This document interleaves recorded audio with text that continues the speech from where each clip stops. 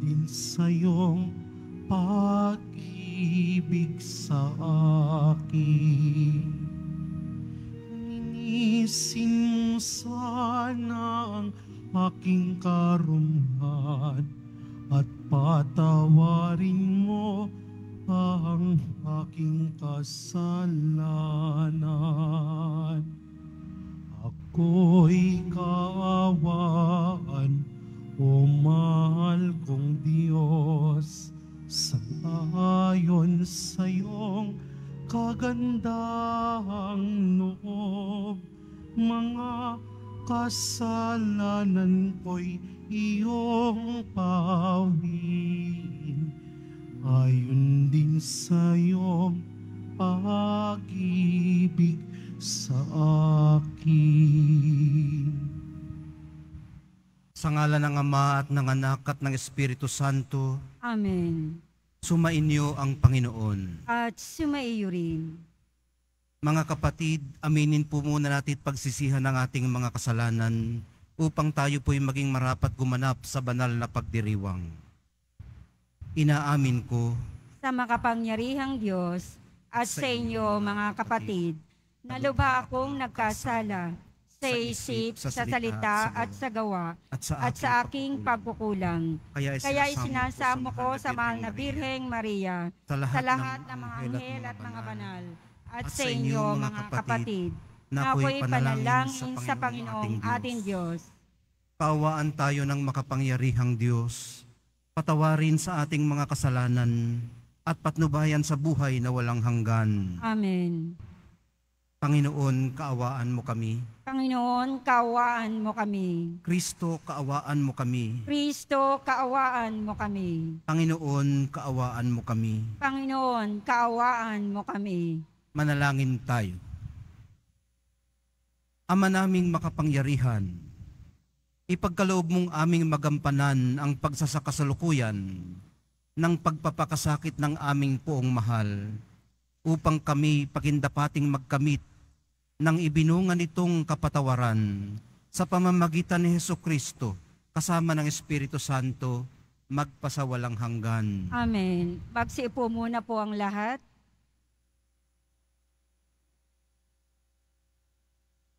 Pagbasa mula sa aklat ni Propeta Isaías. Makinig kayong mga taong naninirahan sa malalayong lugar. Pinili na ako ng Panginoon bago pa isilang, at hinirang niya ako para siya'y paglingkuran. Mga salita ko'y ginawa niyang sintalas ng tabak. Siya ang sa aki laging nag-iingat. Ginawa niya akong parang matulis na palaso, na anumang oras ay handang itudla. Sinabi niya sa akin, Israel, ikaw ay lingkod ko. Sa pamamagitan mo, ako'y dadakilain ng mga tao. Ngunit ang tugon ko, ako ay nabigo sa aking pagsisikap. Hindi nagtagumpay, gayong ibinuhos ko ang aking lakas. Gayon may itinitiwala ko sa Panginoon ang aking kalagayan, na ako'y gagantimpalaan sa aking nakayanan. Bago pa ako ipanganak, ay hinirang na ng Panginoon. Pinili niya ako para maging lingkod niya, upang tipunin ang mga nangalat na mga Israelita, at sila'y ibalik sa bayang Israel. Binigyan ako ng Panginoon ng karangalan, sa Kanya nagbubuhat ang aking karangalan. Sinabi ng Panginoon sa akin, Israel na aking lingkod, may mas mahalaga pa akong ipapagawa sa iyo. Bukod sa pagpapanumbalik sa mga Israelitang nalabi, ay gagawin kitang tanglaw ng mga bansa, upang lahat sa daigdig ay maligtas. Ang salita ng Diyos. Salamat sa Diyos. Patuloy kong isasaysay ang dulot mong kaligtasan. Patuloy kong isasaysay ang dulot mong kaligtasan. Sa iyo lang, Panginoon, lubos akong nananalig. Huwag mo na akong pabayaang mapahiya at malupig. Tulungan mo ako ngayon, yamang ikaw ay matuwid. Ako sana ay sagipin, sa daing ko ay makinig. Patuloy kong isasaysay ang dulot mong kaligtasan. Ikaw nawa ang muog ko at ligtas na kakanlungan, matatag na kublihan ko at matibay na sanggalang. Sa lahat ng masasama, O Diyos, ako'y ipaglaban. Sa kuko ng mababagsik, huwag mo akong pabayaan. Patuloy kong isasaysay ang dulot mong kaligtasan. Panginoon, sa iyo ko inilagak ang pag-asa. Maliit pang bata ako, sa iyo'y may tiwala na. Sa simula at mula pa, wala akong inasahang mag-iingat sa sarili, kundi tanging ikaw lamang. Kaya naman ikaw poon, pupurihin araw-araw. Patuloy kong isasaysay ang dulot mong kaligtasan. Pagkat ikaw ay dakila, patuloy kong isasaysay, maghapon kong ihahayag ang dulot mong kaligtasan. Sa pulpa sa pagkabata, ako'y iyong tinuruan, hanggang ngayoy sinasambit ang gawa mong hinangaan. Patuloy kong isasaysay ang dulot mong kaligtasan. Magsitayo po ang lahat.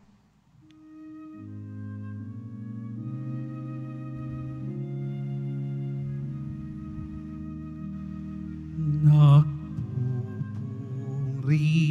kami sa'yo, Panginoong Jesucristo. Nagpupuri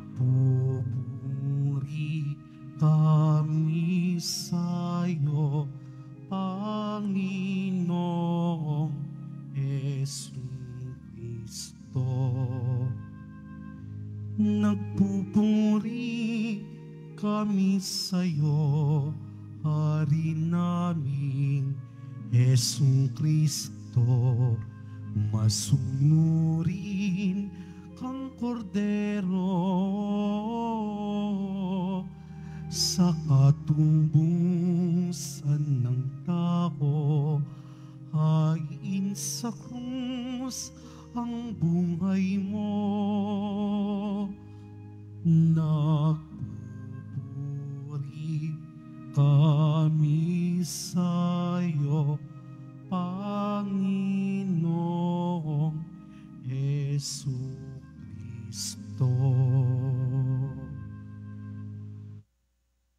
Sumainyo ang Panginoon. At sumaiyo rin.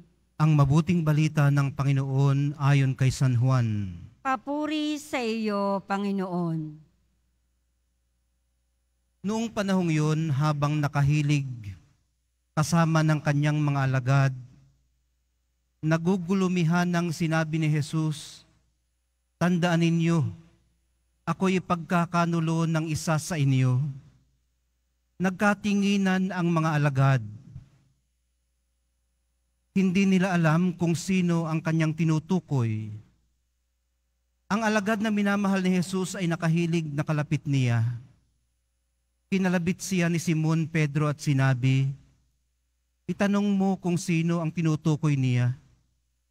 Kaya humilig siya sa dibdib ni Jesus at itinanong, "Panginoon, sino po ba ang tinutukoy ninyo?"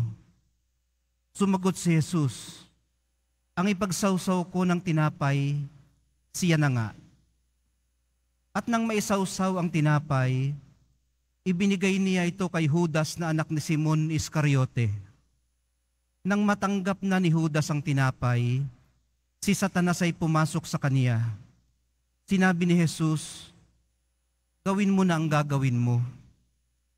Ngunit isa man sa mga kasalo niya ay walang nakaalam kung bakit niya sinabi ito.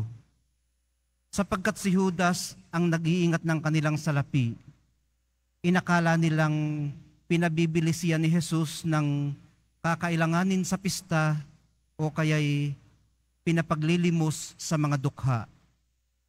Nang makain na ni Judas ang tinapay, siya'y umalis. Gabi na noon. Pagkaalis ni Judas, ay sinabi ni Jesus, "Ngayoy mahahayag na ang karangalan ng anak ng tao, at mahahayag din ang karangalan ng Diyos sa pamamagitan niya. At kung mahayag na ang karangalan ng Diyos, ang Diyos naman ang maghahayag ng karangalan ng anak, at gagawin niya ito agad. Mga anak, kaunting panahon na lamang ninyo akong makakasama. Hahanapin ninyo ako, ngunit sinasabi ko sa inyo, ang sinasabi ko sa mga Hudyo, hindi kayo makapupunta sa paroroonan ko." "Saan po kayo pupunta, Panginoon?" tanong ni Simon Pedro. Sumagot si Jesus, "Sa paroroonan ko'y hindi ka makasusunod ngayon, ngunit susunod ka pagkatapos." "Bakit po hindi ako makasusunod sa inyo ngayon?" tanong ni Pedro. "Buhay ko may iaalay ko dahil sa inyo." Sumagot si Jesus, "Iaalay mo ang iyong buhay dahil sa akin? Tandaan mo, bago tumilaok ang manok, makiatlo mo akong itatatwa." Ang mabuting balita ng ating kaligtasan. Pinupuri ka namin, Panginoong Heso Kristo. Magsiupo po ang lahat. Sa Ebanghelyo po'y napakinggan nating sinasabi ng mahal na poong Jesus Nazareno na ipagkakanulo siya't itatatwa. Nabagabag ang mga alagad at isa-isa silang napatanong ng, "Siyempre hindi ako yun, Lord, di ba?" Alam nila siguro kung paano maipagkanulo, kung paano maitatwa. Maaring minsan sa kanilang buhay ay dumanas na rin sila nito. Kaya maaari ding nangilabot sila ng malamang pwede pala itong mangyari maging sa pagitan nila. Tiwala ang nag-uugnay sa kanila. Tiwala ang sinisira ng pagkakanulot pagtatatwa. Kaya ugnayan ang nakaambang masira. Doon ako nangilabot sa linyang gabi na noon. Hindi lamang siguro ito nangangahulugan na lumubog na ang araw na iyon. Hudyat na rin po ito ng simula ng pagpapakasakit ng mahal na poong Jesus Nazareno.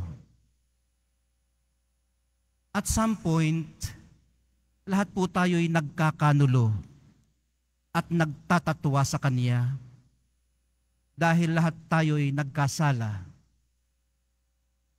Ang pagiging tao po natin mismo ang paliwanag kung bakit prone tayo sa betrayal.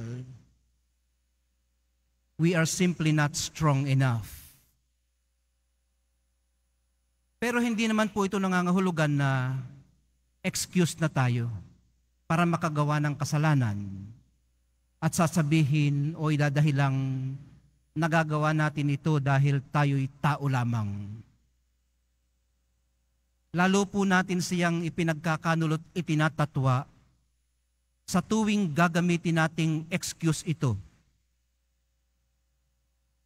Bawat suong natin sa kadiliman ng pagkakasala, hindi lang 3 ulit natin siyang itinatatwa.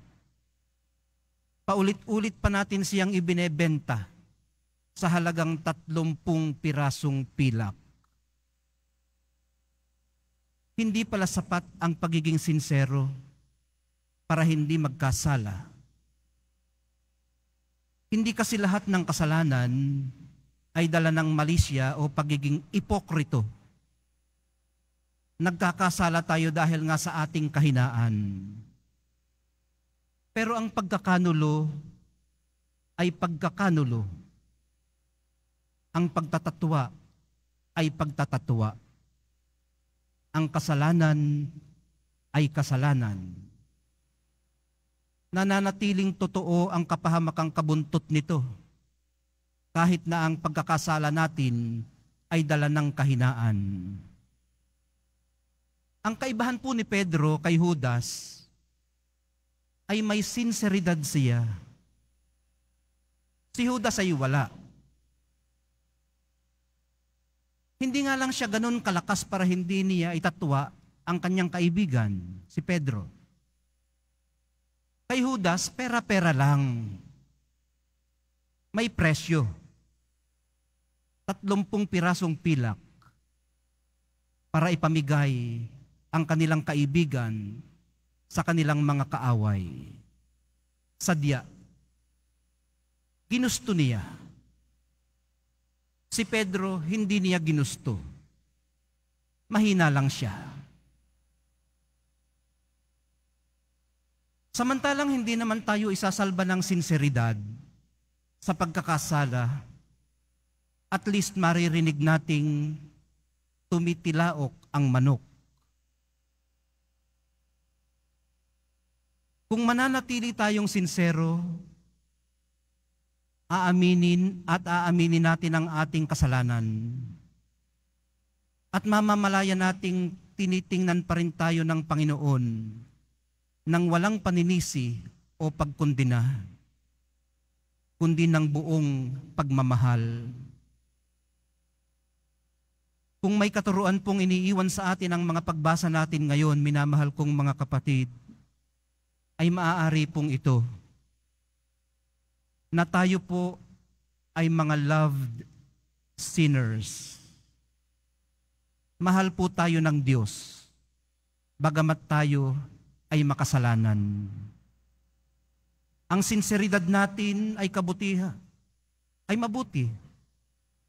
At yung ating kabutihang loob ay mabuti rin. Pero ang ating sinseridad at kabutihang loob ay hindi garantiyang hindi na tayo magkakasala. Magkakanulot magtatatwa pa rin tayo. Tatanggi pag nasusukol, babaliin ang salita. Walang ano-ano'y makagagawa na naman ng kasalanan.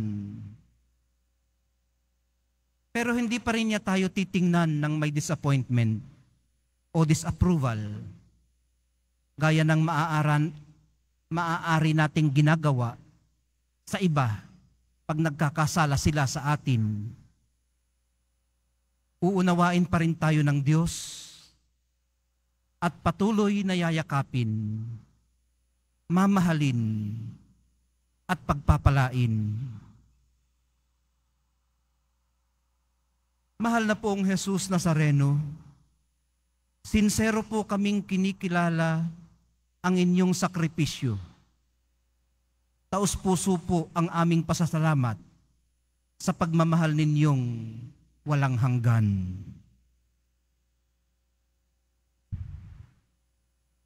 Magsitayo po ang lahat.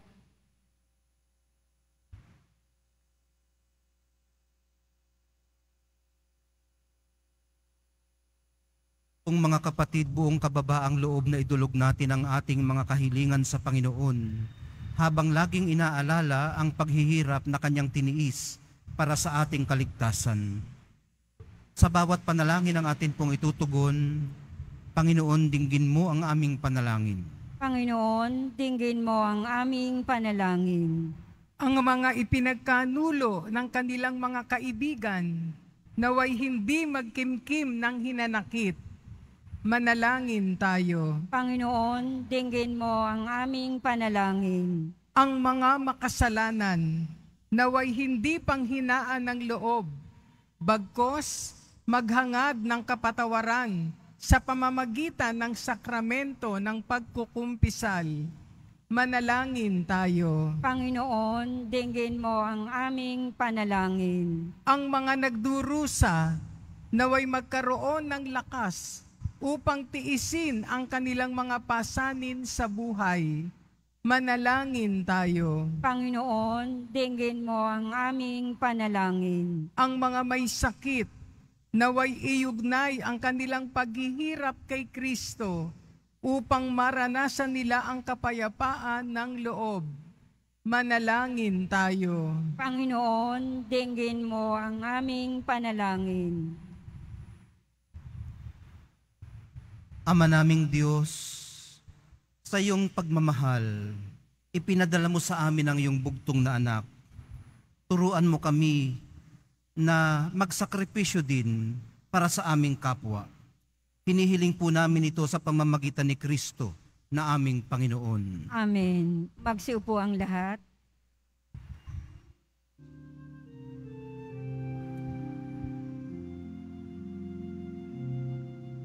Sa'yo, Ama, aming handog ang tinapay at alak na ito, handog ng iyong bayang sumasamot, humihingi ng patawad mo. Sa'yo, Ama, aming handog ang tinapay at alak na ito, handog ng iyong bayang sumasamot, humihingi ng patawad mo. Magsitayo po ang lahat. Manalangin po kayo mga kapatid upang itong ating paghahai kalugdan ng Diyos Amang makapangyarihan. Tanggapin nawa ng Panginoon itong paghahain sa iyong mga kamay, sa kapurihan niya at karangalan, sa ating kapakinabangan at sa buong sambayanan niyang banal.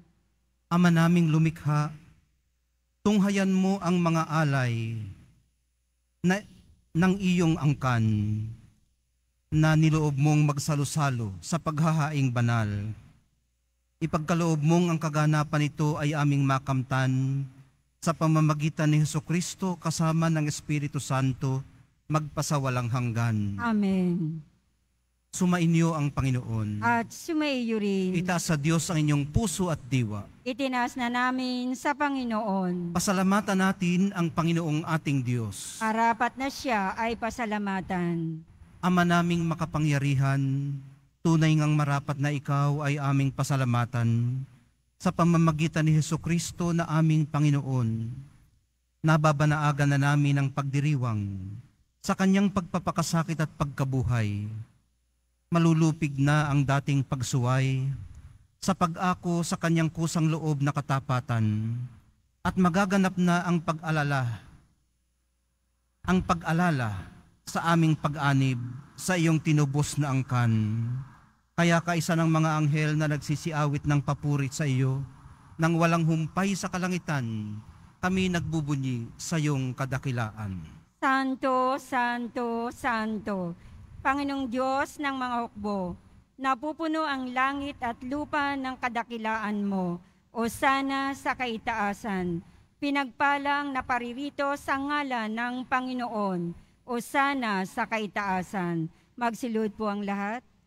Ama naming banal, ikaw ang bukal ng tanang kabanalan, kaya't sa pamamagitan ng iyong Espiritu, gawin mong banal ang mga kaloob na ito, upang para sa amin maging katawan at dugo ng aming Panginoong Hesukristo. Bago niya pinagtiis ang kusang loob na maging handog, hinawakan niya ang tinapay, pinasalamatan kaniya, pinaghati-hati niya iyon, iniabot sa kanyang mga alagad at sinabi, tanggapin ninyong lahat ito at kanin, ito ang aking katawan na ihahandog para sa inyo.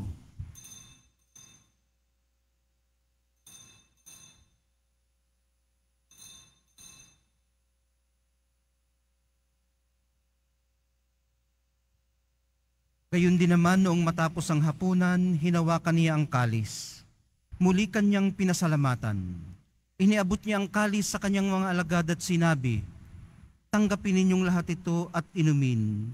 Ito ang kalis ng aking dugo, ng bago at walang hanggang tipan. Ang aking dugo na ibubuhos para sa inyo at para sa lahat. Sa ikapagpapatawad ng mga kasalanan, gawin ninyo ito sa pag-alaala sa akin."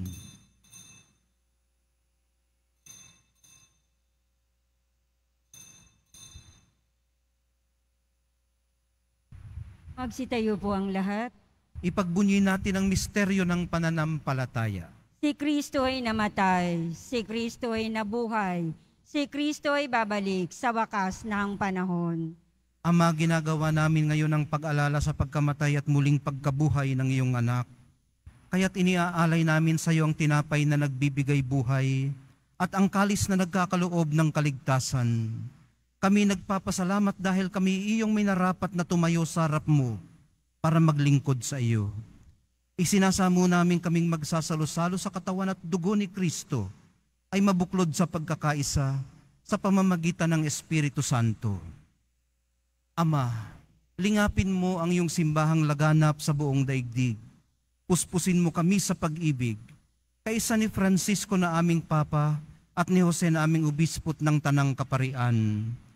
Alalahanin mo rin ang mga kapatid naming nahimlay nang may pag-asang sila'y muling mabubuhay, gayon din ang lahat ng mga pumanaw.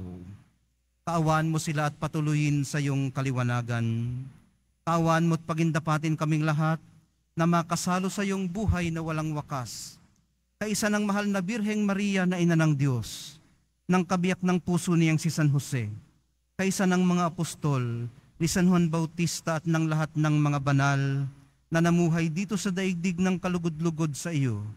Maipagdiwang nawa namin ang pagpupuri sa ikararangal mo sa pamamagitan ng iyong anak na aming Panginoong Hesukristo. Sa pamamagitan ni Kristo kasama niya at sa Kanya, ang lahat ng parangal at papuri ay sa iyo, Diyos Amang makapangyarihan, kasama ng Espiritu Santo, magpasawalang hanggan. Amen. Sa tagubili ng mga nakagagaling na utos at sa turo ni Jesus na Panginoon natin at Diyos, ipahayag po natin ng lakas loob. Ama namin, Sumasalangit ka, sambahin ang ngalan mo, mapasa amin ang kaharian mo, sundin ang loob mo dito sa lupa para nang sa langit. Bigyan mo kami ngayon ng aming kakanin sa araw-araw at patawarin mo kami sa aming mga sala para ng pagpapatawad namin sa nakakasala sa amin. At huwag mo kaming ipahintulot sa tukso at iadya mo kami sa lahat ng masama. hinihiling po namin kami iadya sa lahat ng masama. Pagkalooban ng kapayapaan araw-araw, iligtas sa kasalanan at ilayo sa lahat ng kapahamakan, samantalang aming pinananabikan ang dakilang araw ng pagpapahayag ng tagapagligtas naming si Hesukristo. Sapagkat iyo ang kaharian at ang kapangyarihan at ang kapurihan magpakailanman. Amen. Panginoong Hesukristo, sinabi mo sa iyong mga apostol, kapayapaan ang iniiwan ko sa inyo, ang aking kapayapaan ang ibinibigay ko sa inyo. Tunghayan mo ang aming pananampalataya at huwag ang aming pagkakasala. Pagkalooban mo kami ng kapayapaan at pagkakaisa ayon sa iyong kalooban, kasama ng Espiritu Santo, magpasawalang hanggan. Amen. Ang kapayapaan ng Panginoon ay laging sumainyo. At sumaiyo rin. Magbigayan po kayo ng kapayapaan sa isa't isa.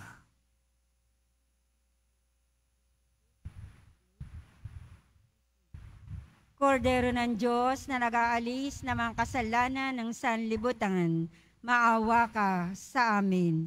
Kordero ng Diyos na nag-aalis ng mga kasalanan ng sanlibutan, maawa ka sa amin.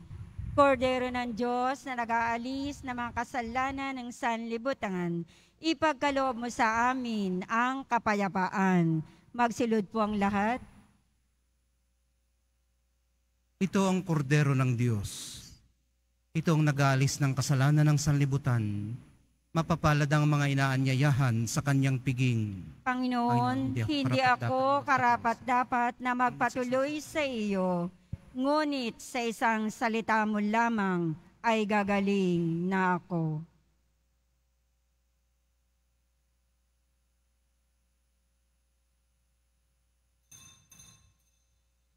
Para sa lahat ng tatanggap ng banal na komunyon, sasagot po tayo ng amen pagkasabi ng pari o ng lay minister ng katawan ni Kristo at isubo agad sa bibig bago umalis sa harapan ng pari o lay minister. Sumunod po tayo.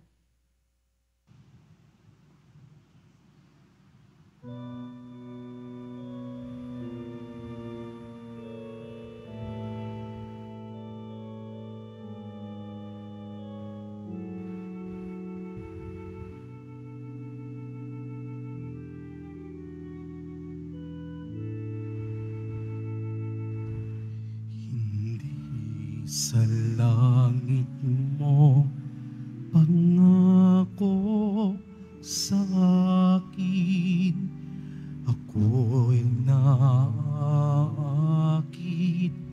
nang kita'y mahalin at hindi sa apoy. Kahit anong lagim, ako mapipilit, nginig kang sambahin, naakit ng iyong nang ika'y mamalas, nakapako sa krus, hinahamak-hamak, naakit ng iyong katawang may sugat at nang tinanggap mong kamatay at libak, naakit ako ng iyong pag-ibig, kaya't mahal kita kahit walang langit, kahit walang apoy, sa'yo'y manginginig. Wag nang mag-abala upang ibigin ka, pagkat kung pag-asa'y bula namang pala, walang mababago, mahal pa rin kita.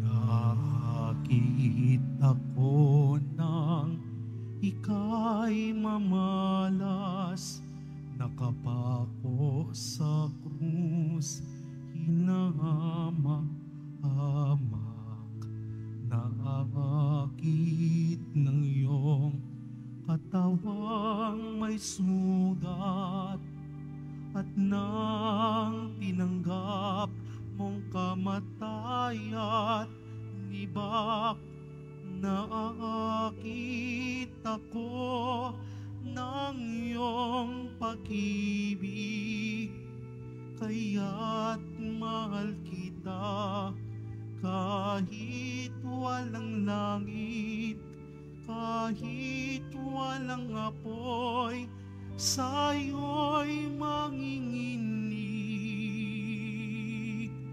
Huwag nang mag-abala upang ibigin ka, pagkat kung pag-asa'y wala lamang pala, walang mababago, mahal pa rin kita. Mga paalaala sa mga nagsisimba. Pagkatapos ng misa, wiwisikan po ang lahat ng banal na tubig. Pinakikiusapan ng lahat na manatili lamang muna sa inyong mga lugar. Tanging sa Quezon Boulevard o sa Plaza San Juan lamang ang labasan ng lahat. Sumunod po tayo. Maraming salamat po sa inyong pagdalaw at pagsisimba sa Basilica Menor at Pambansang Dambana ni Jesus Nazareno. Magsitayo po ang lahat. Manalangin tayo. Ama naming mapagmahal, kaming mga tumanggap sa banal na pakikinabang ay dumudulog sa iyo at nakikiusap na pagbigyan sa kahilingan naming ang piging mong bigay ay maging pagsasalunawa namin sa iyong walang maliw na buhay sa pamamagitan ni Jesucristo kasama ng Espiritu Santo magpasawalang hanggan. Amen. Sumainyo ang Panginoon. At sumaiyo rin. Mahal na pong Jesus Nazareno, inihayag mo sa pamamagitan ng krusang walang maliw na pag-ibig ng Diyos sa sangkatauhan. Pakinggan mo ang kahilingan ng iyong angkan na nagsusumamo sa iyo. Makamtanawa nila ang inyong katugunan at tanggapin ang kasagutan na may utang na loob na tinatanaw. Basbasan din po ninyong daladala nilang mga imahen at dasalan.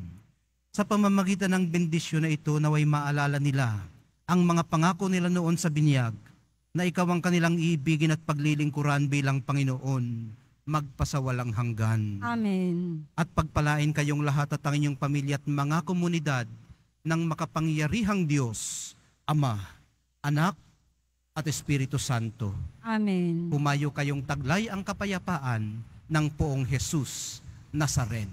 Salamat sa Diyos.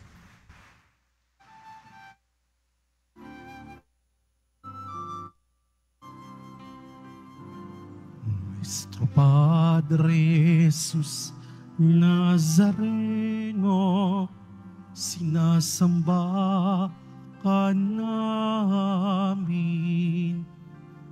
pinipintuho ka namin, aral mo ang aming buhay at kaligtasan. Nuestro Padre Jesus Nazareno, iligtas mo kami sa kasalanan.